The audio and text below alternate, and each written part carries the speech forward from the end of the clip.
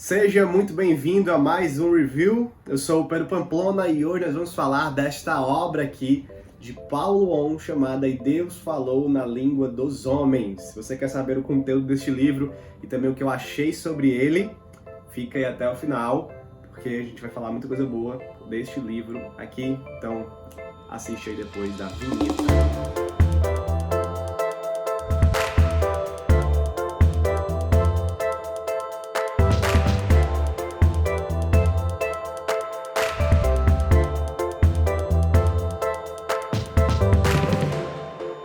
Muito bem, vamos então falar desta obra publicada pela Thomas Nelson Brasil, escrita por Paulo On, que se chama E Deus Falou na Língua dos Homens. Olha só, aqui está o livro. Acho essa capa aqui muito bacana também. Olha aí. E é um livro, como seu subtítulo diz, de introdução à Bíblia.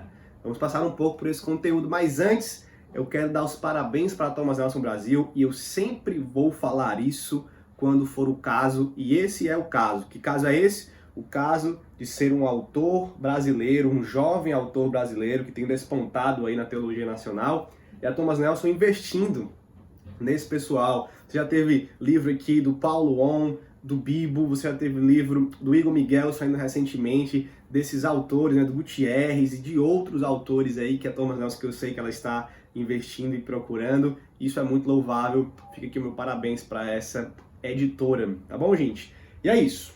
Então, Paulo On, tá aqui, assim se escreve, é Paulo On. Siga este homem no seu Instagram, no seu Twitter, no YouTube, porque o conteúdo é de qualidade demais. O que ele produz na internet, ó, gente, é coisa mesmo boa, e aqui ele vai além ainda, tá bom? Conteúdo aqui muito bom do que ele vem trabalhando na internet, aqui ele traz nesta obra e ele extrapola, logicamente, o que ele faz na internet aqui, então é ainda melhor, ok? Eu vou passar pelo conteúdo do índice para você entender do que esse livro se trata, e eu já vou dizer, eu recomendo este livro para você que quer se aprofundar no estudo bíblico ou começar a estudar a Bíblia, entender como a Bíblia foi escrita, o contexto cultural e histórico dos autores bíblicos e do tempo bíblico e o conteúdo das grandes partes da Bíblia e como esse conteúdo se relacionam, ok? Você vai entender agora quando eu mostrar o índice. E ao mostrar o índice, eu vou destacar 4 capítulos que são os meus preferidos deste livro. São o ponto alto, são os pontos altos para mim, os quatro montanhas desse livro, vamos dizer assim, os 4 Everests desse livro que eu achei, tá? A minha opinião pessoal aqui. Então vamos lá. Nós temos uma introdução.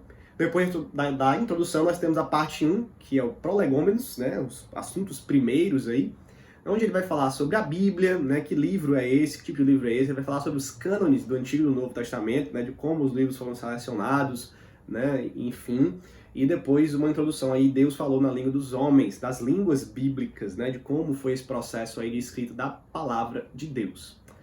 Parte 2 começa no capítulo 4, né? E o nome dessa parte 2 é o Mundo do Antigo Testamento.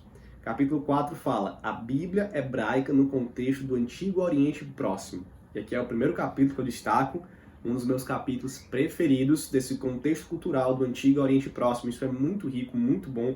Paulo faz um trabalho aqui de pesquisa, de síntese das suas próprias ideias, muito edificante e informativo para nós, tá?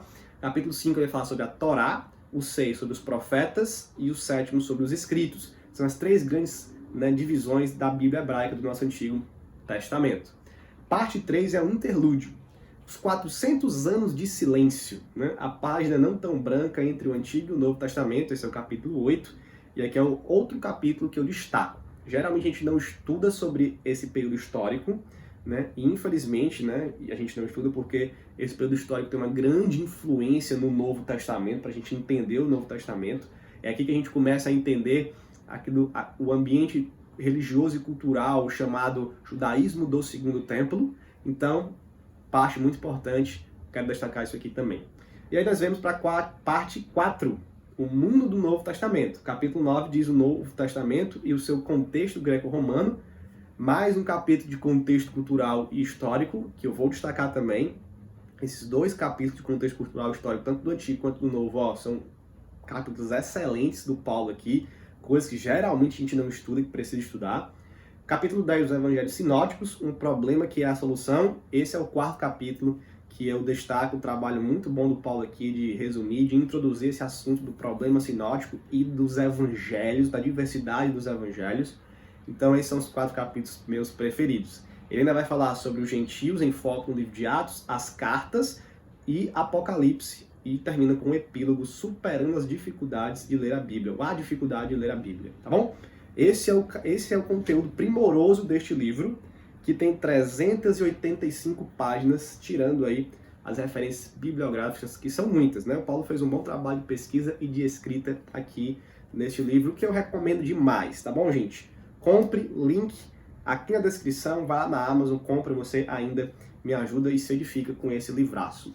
Uma ressalva que eu faço aqui é a seguinte: uma aluna minha do meu curso de leitura leu este livro, eu não tinha lido ainda, e ela fez a seguinte crítica, assim, uma crítica até construtiva, positiva, né, de que havia alguns termos, né, tanto em hebraico quanto grego, e até em português mesmo, mais técnicos, né, que a gente não entendia ao ler, e que o Paulo poderia ter explicado mais diretamente. Alguns textos em hebraico e grego ele poderia ter traduzido diretamente entre um parêntese, alguma coisa desse tipo. E aí eu fui ler e analisei essa crítica dela, e eu não acho muito, mas realmente o Paulo poderia ter explicado alguns termos e traduzido mais diretamente alguns termos. Às vezes eu, por exemplo, eu olho Elohim em hebraico e eu sei que é Elohim. Eu sei ler a palavra em hebraico, mas eu entendo que muita gente não saiba, né? E isso poderia estar não só no contexto, porque dá para entender pelo contexto, mas poderia estar ali traduzido literalmente ao lado, né? E outros termos mais técnicos. Então, acho que o Paulo vai ver esse vídeo, ele é um cara super humilde, e talvez ele vá e corrija isso, se ele julgar necessário numa segunda edição, né? Tô falando aqui totalmente de boa, mas não é algo que atrapalha de modo nenhum a leitura. Inclusive, se você estiver lendo e encontrar algo desse tipo nesse livro ou em qualquer outro livro, faça o esforço intelectual também de ir lá pesquisar, né? E tentar aprender, não fique só cobrando do autor. É legal que o autor seja mais acessível no que for possível, mas às vezes nem sempre é possível. Tá bom? Então essa é a única ressalva que eu faço ao livro, mas não atrapalha em nada, tá bom? Então fica aqui a minha recomendação desta obra, E Deus Falou na Língua dos Homens, Paulo On, Thomas Nelson Brasil, tem um selinho aqui ó, do Bibotalk também, tá? Muito legal. E é isso, comenta aí o que você achou desse review, desse livro se você já leu, da sua expectativa sobre ele, de outros livros parecidos. Então, manda a tua ideia aí, né? Se inscreve, ativa o sininho, manda esse vídeo para alguém, para um amigo, nos ajuda a fazer este canal crescer e a ser melhor também, certo? Que Deus então te abençoe, que Deus abençoe as tuas leituras. A gente se vê no próximo vídeo e é isso. Valeu!